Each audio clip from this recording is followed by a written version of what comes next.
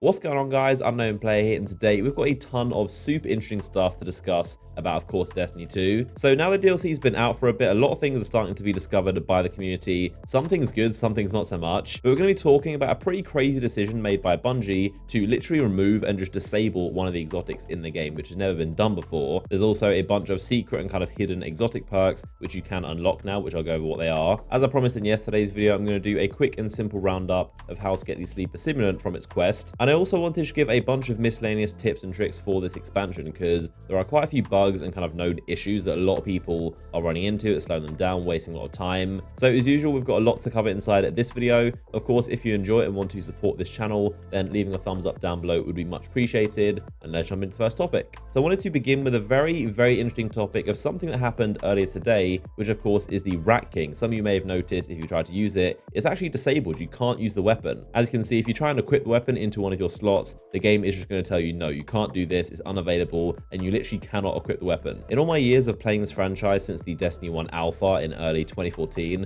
Bungie have never done this to any weapon or anything. It has never been done before. So now it's a pretty crazy time that Bungie can do this. Now, I'm sure this is probably news to quite a lot of you. You might not even know this weapon was simply disabled from the game, and I'm sure even more of you probably don't even know why, the reason for it. So simply put, is a game-breaking bug, very similar to the kind of Wardcliff coil ammo glitch. This basically allows you to overthrow the magazine and get a ton of ammo on weapons you aren't supposed to. So you can be holding your heavy or energy weapon, but if you have the Rat King equipped in your primary, the perk is still going to activate. But it's still nonetheless broken, and of course the raid layer coming out soon, I guess it causes issues world first, and people would use this to try and get worlds first. So I guess it's an issue that kind of had to resolve. Now, I personally don't really mind they've done this. I think it's a pretty smart decision. I mean, if it's going to break the game and cause issues with worlds first, then I think it's a pretty smart thing to do. If you're not familiar with the worlds first raid, it's a very serious thing in the community. Obviously, the team that can beat the raid first, and people will use this exploit. It's a thing. Same with the Wardcliff coil. It's kind of like a cheese, but kind of a bit more on the exploit side. Obviously, there are teams that won't abuse this exploit, but there are also teams that will. So it kind of throws a bunch of controversy. Should you be able to do it? Should you not? And just general community drama, which is unnecessary. But yeah, Bungie stepped in and removed the weapon, so now no one has the decision of whether they can or can't do the exploit. I'm still very surprised they actually did it, because like I said, it's never been done before ever. And it kind of goes against what Bungie's normal stance is for their games. They don't want anything that confuses new or casual players. And of course, there is going to be a ton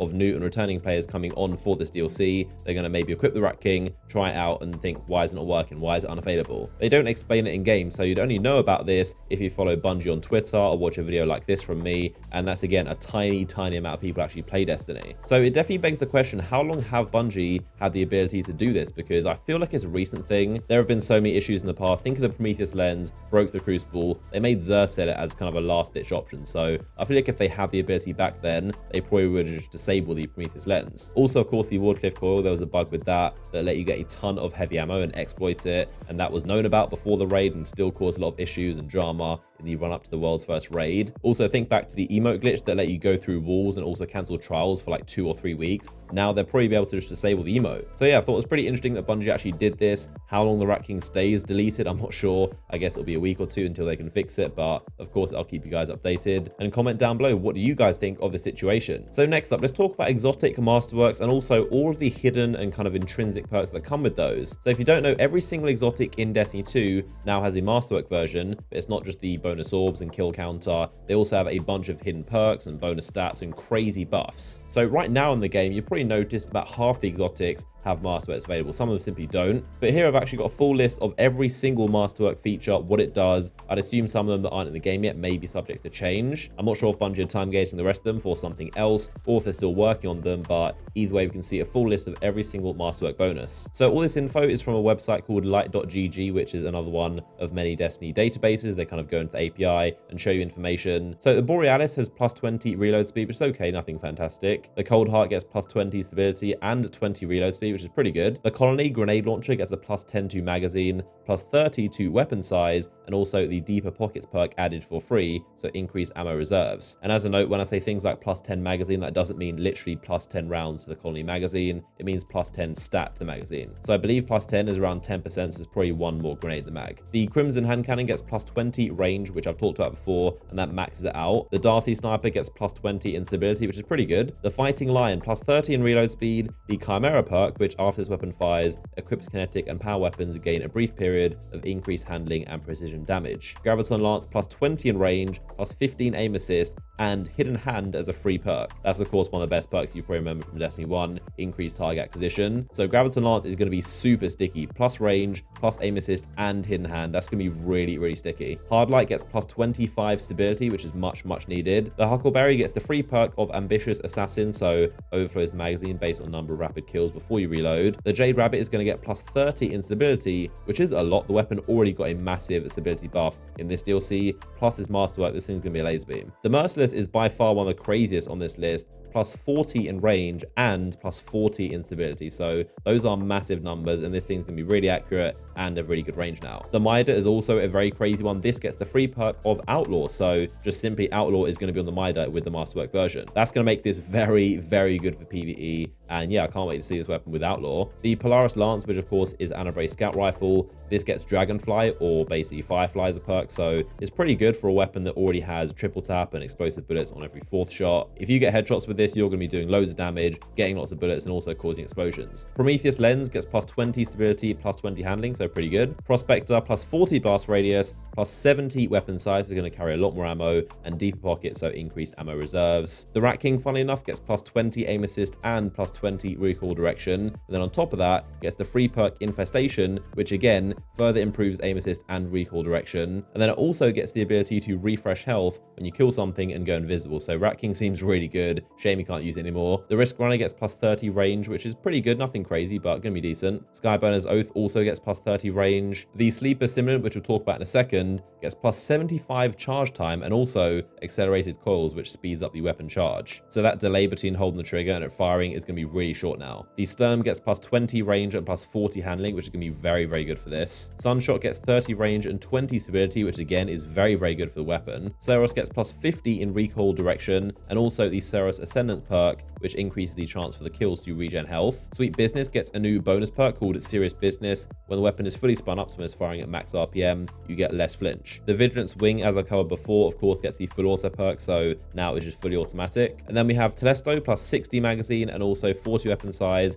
and increased ammo reserves. Tractor Cannon 70 magazine, 50 weapon size, and ammo reserves. Wardcliff Coil gets better tracking on the projectiles, and Worldline Zero, the new exotic sword, has Dimension, which reduces the activation of Tesseract, so you can basically do the swing after sprinting for less time now. So yeah, honestly, I'm really impressed. We knew before these perks are going to be pretty impressive, the stat bonuses, but these things honestly seem very well tuned for the weapons. They're all kind of filling in blanks the weapons need. Like Outlaw on the Mida is going to be crazy. Having more range and stability on Merciless is very good. The Sleeper's almost going to be a sniper. It's going to take such little time to charge now. So a lot of really good stuff for all the weapons in Destiny 2. Obviously, again, some of them are available now, some of them later. A lot of people have asked about exotic armor. When are they going to get buffed? When are they getting Masterworks? And that is in summer. But yeah, comment down below which of those exotic Masterwork bonuses are you most excited about? Which do you think is the most cool? And also comment down below if you've got any so far. So next up, let's talk about the Sleeper Simulant. How do you get it? I'm going to quickly break down and go over the entire quest line. So firstly, of course, you need to complete the campaign, and that's going to get you the first step, which is to complete 2 Anabrae missions. She'll give you them as basically the purple or blue world quest. The first one is called Legacy Code. The second one is Piece of the Past. After you do those 2, you're going to get the hand cannon, which is going to be your friend for a very long time. Get used to it. But you need to run around firstly on Mars getting normal hive kills and also Cabal headshots. Once you do that, the next step is going to be to kill majors or yellow bar enemies, which are called powerful enemies.